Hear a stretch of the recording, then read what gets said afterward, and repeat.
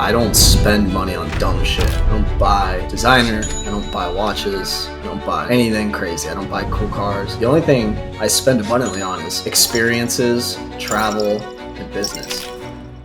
With regards to money, I know you've always had this like abundance mindset for money ever since you were a kid. And something that I struggle with that I think is one of your biggest strengths is that you're able to spend money super easily, knowing that it'll come back to you tenfold, right?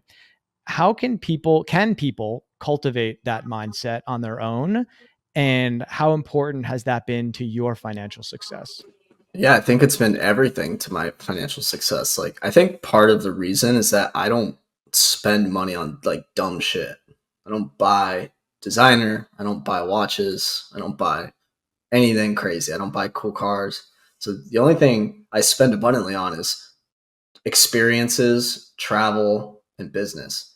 So when it comes to those three things, I'm all in. It's the only thing I spend money on. So I think from day one, I just always was like, I need to risk it for the biscuit. Like I need to create my own luck. This has been like one of my mottos for a long time is create your own luck.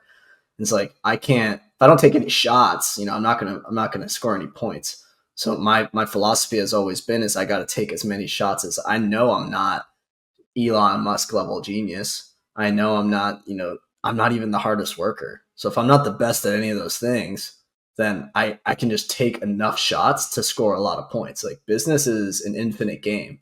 You don't have to score all your points in one game or you don't have to succeed in every business. You only have to score once, right? So if you just take a ton of shots, you will make one, right? So that was always my philosophy. And I treated that, I've done it so many times, had like 15 businesses. And then when I even got into crypto and stuff, like, which was one of my first big wins, is like, I remember making like 50 grand one day and I just reinvested like 40. Like, how many people would do that? Nobody. They would like withdraw 40 and then reinvest 10. No, I took 50 and reinvested like 48. It was crazy. So I think that's been a huge part of my success, which is, and I also just bought every course. Like I'm so abundant with buying courses and stuff just to try and learn one thing. So I think it's helped and compound enough knowledge to the point where I kind of got to a point where it's like I can't even physically fail. Like you just have so much. That last point you made about courses, I want you to talk a little bit about your networking strategy, how you try to get close to people that are influential that you admire. Can you expand a little bit about how you do that with regards to courses? Yeah, especially when, I didn't really have anything to offer. You don't, they always say the number one networking tip was always, and this has always been the same advice, and it still is the same advice, but it's like you have to provide value.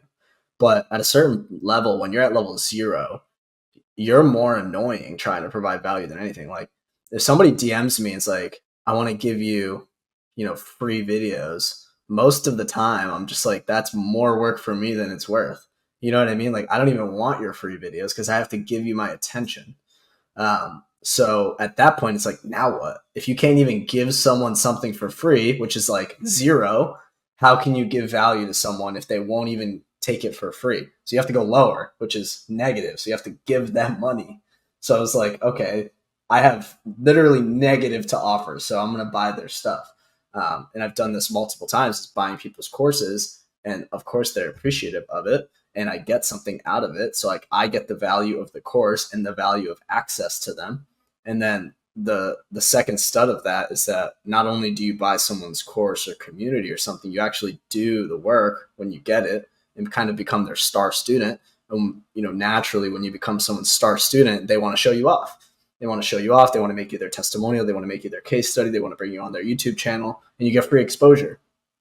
So that was kind of my philosophy after years of failing. I used to buy courses, not talk to the founder, not talk to anybody in the course, not do the work, and then just move on to the next course. That's how I treated it for about 3 years. And then that's when it kind of clicked with me. It's like I could buy the course and network with this person and maybe be their friend if I get along with them. And it kind of worked out. So I just kept doing it.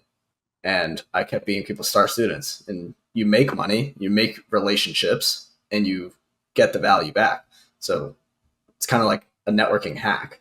Yeah, and you've particularly done that with JK Molina, and you've become kind of a lot of what you were saying there, I think, is you were explaining your experience with him and his community. Can you talk about some of the specific things you did? Like, I know he would have like Zoom calls, and you were just like, hey, I know that he needs engagement, so let me be asking questions. Like, there are tactical things that you did to really like bring value to him, right? Yeah, well, I'll talk both examples. Like, it's funny because my two, if not, yeah, my two basically closest friends in business right now are my friend Don Vo and my friend JK Molina. But both, I did the exact same thing for both. So for JK, right, I bought his course, or his community. At the time, it was like $50 a month.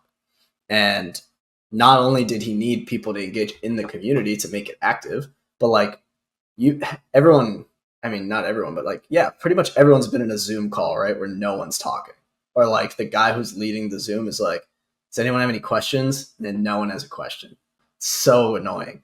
So I just wanted to be the guy who always had a question because it's just familiarizing your face. And it also, they appreciate it. They're like, thank you for speaking because you're making this an engaging conversation. And often once one person asks a question, other people ask a question. So I would show up to all the weekly webinars or Zoom calls or whatever you want to call them, and I would participate basically, and that's it. And, as a matter of fact, when you're the one who participates the most, you usually get the best results.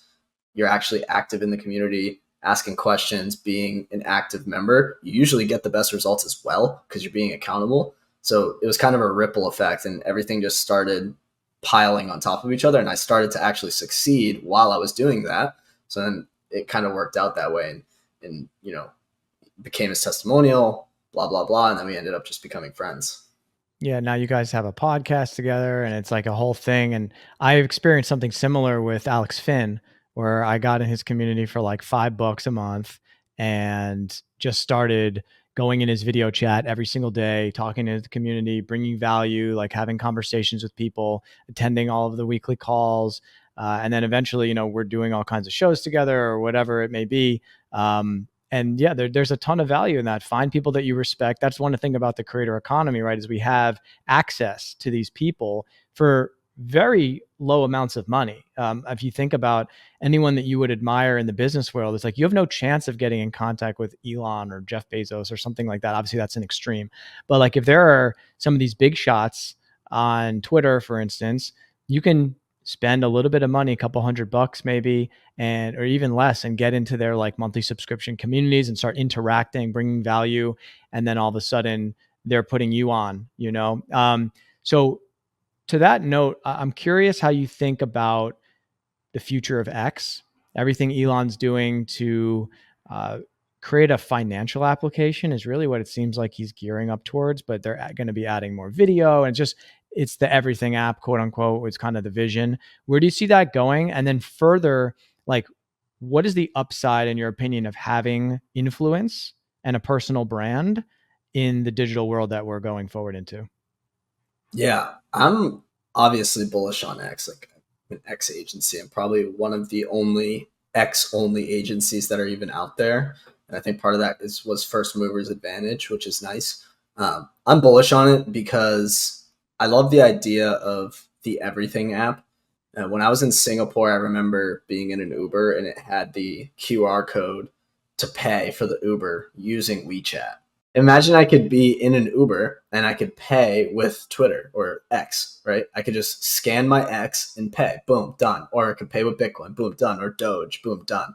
That's where it kind of clicked with me. I was like, if I could do that, there's so much more you can do. You could pay in the DMs. You could have subscribers. You could have ad revenue. They started adding those things. Now they've added live streaming and they're adding video ads, and there's so much that they're adding. It's truly becoming the everything app. And with payments, it's going to be a trading institution. There's going to be so many little things that are making it so big. And this is why it's growing so fast. So that being said, I think it's important to have influence on this app because if everyone's going to be flocking to this, like my bull case is that in 10 years, this is the biggest social media platform. And if that holds true, especially with the integration of Web3, if Web3 gets really popular and X gets really popular, there's a ton of integration there. You want to have eyeballs on the biggest app or on the biggest eyeball location. So for me, it's kind of like having digital real estate. So it's important to have a following, which is why I never discount the fact that we want to build followings and brands for our clients, because ultimately that's the long-term play. but we also want to do it in a cash flow positive way, which is why I focus on sales. Yeah. So I think, this is why everyone's here, right? Is we're all here to kind of like build our brands up, and that lead to business. But ultimately, if you have the brand, you can change the business, right? If you have the eyeballs and the attention and people care about you, then that's what gives you that freedom that you touched on earlier. It's something that I'm really focused on as well, as helping people with that. So Marcos, I'm super grateful you came on the show. I am a big fan of yours. I love what you're doing with every part of your business. I like, just how young you are. It's amazing to see kind of the quick progression you've gone through, the way you like latch on to trends and to just the nuances of how business works.